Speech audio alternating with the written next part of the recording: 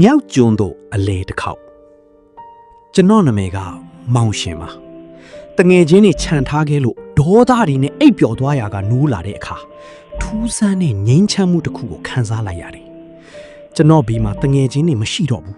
ဒါပေမဲ့စင်စီထားသလိုလှပတဲ့မြောက်ကျွန်းမြေကိုစတင်မြင်တွေ့လိုက်ရတယ်ဒီမှာကနေပူဒဏ်လည်းမရှိအေးစိမ်မှုလည်းမရှိပဲရာသီဥတုကအမြဲမျှတနေတယ်တစ်ပင်တွေကလည်းကျွန်တော်တို့စီကလူမဟုတ်ပဲရတနာတစ်ပင်တွေလိုတလက်လက်တောက်ပနေတာဗျလူတွေကလည်းအားလုံးကအသက်25နှစ်အရွယ်လိုပဲနှုတ်ပြိုနေကြပြီဆင်းရဲချမ်းသာကြွာချားမှုမရှိကြဘူးကျွန်တော်တို့တောင်ကျွန်းသားတွေလိုရုန်းကန်စရာမလိုပဲပဒေသာပင်တွေကနေလူချင်းတာမှန်သမျှရနေတဲ့ဒီလောကကြီးဟာအိမ်မက်လားတကယ်လားဆိုတာကျွန်တော်ဝေခွဲမရတော့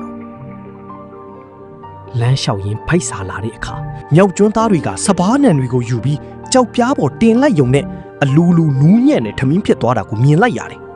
ဒီဆွန်းဆန်တွေကဖွဲကင်းတန့်စင်ပြီးသားဖြစ်တယ်လို့ဘလို့ဟင်းမှထည့်စရာမလိုပဲနတ်တော်စာလိုအရသာရှိလွန်းလာပါတယ်အဝတ်အစားအတွက်လည်းပူစရာမလိုဘူးဗျာကပရုခခေါ်တဲ့ပဒေသာပင်တွေရဲ့အကိုင်းအခက်တွေမှာလှပတဲ့အဝတ်အထည်တွေကအစင်သင့်တီးပွင့်နေကြတာလိုချင်တဲ့အဝတ်အစားကိုလက်လှမ်းယူလိုက်ယုံပါပဲ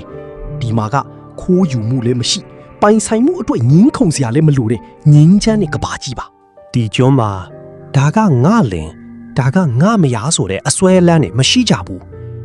သူတို့ဟာတဦးကိုတဦးယာကားစိတ်ထက်မေတ္တာစိတ်နဲ့ပဲကျင်နာစွာဆက်ဆံကြပါတယ်ပို့ထူးဆန်းတာကကလေးမွေးတဲ့အခါမှာမိခင်တွေဟာဘယ်လိုနာကျင်မှုမှမရှိဘူးဗျမွေးလာတဲ့ကလေးငယ်ကိုလည်းလမ်းပြီးမှပဲထားခဲ့ကြတယ်ဒါပေမဲ့စိုးရိမ်စရာမလိုပါဘူးလမ်းသွားလမ်းလာဘသူမဆိုအဲ့ဒီကလေးကိုမြင်မိမိကလေးလိုပဲနိုးတိုက်ကြွေးပြုစုကြတယ်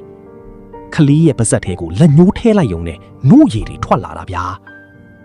မိဘကဘသူသားသမီးကဘသူဆိုတဲ့ခွဲခြားမှုမရှိပဲတကျွန်းလုံးကကလေးအားလုံးကိုဝိုင်းဝန်းပြုစုကြတဲ့ဒီမြင်ကွင်းကတကယ့်ကိုအတ္တကင်းတဲ့လောကပါပဲမြောက်ကျွန်းသားတွေဟာအသက်ထောင်စေတီးတီးနေကြရပြီးဘယ်တော့မှမနာမကျန်ဖြစ်လေမရှိကြဘူးတေခန်ဒီအချိန်မှတော့အိပ်ပျော်သွားသလိုအေးချမ်းစွာနဲ့ပဲအသက်ချုပ်ကြပါတယ်ကျွန်တော်တို့စီမှာလို့အလောင်းကိုမြေမြုပ်ဖို့ဒါမှမဟုတ်မီးရှို့ဖို့မလိုဘူးဗျတေဆုံသွားတဲ့ယုတ်ကလာဟာပန်းရနံ့နေလို့မှုရေးပြန့်နေပြီးအပုံနဲ့လုံးဝမထွက်ပါဘူးအဲ့ဒီအချိန်မှာကောင်းကင်ကနေဟတ်တီလင်ကားလို့ခေါ်တဲ့စင်ကောင်းနဲ့ငှက်ကြီးတွေဆင်းလာပြီးယုတ်ကလာကိုနှုတ်သီးနဲ့တေးသေးချာချာတေဆောင်သွားကြတယ်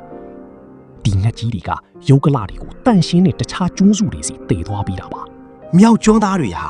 စေဆုံးပြီးတဲ့နောက်အပယ်လေးပါးကိုလုံးဝမလားပဲနတ်ပြည်ကိုပဲတိုက်ရိုက်ရောက်ကြပါတယ်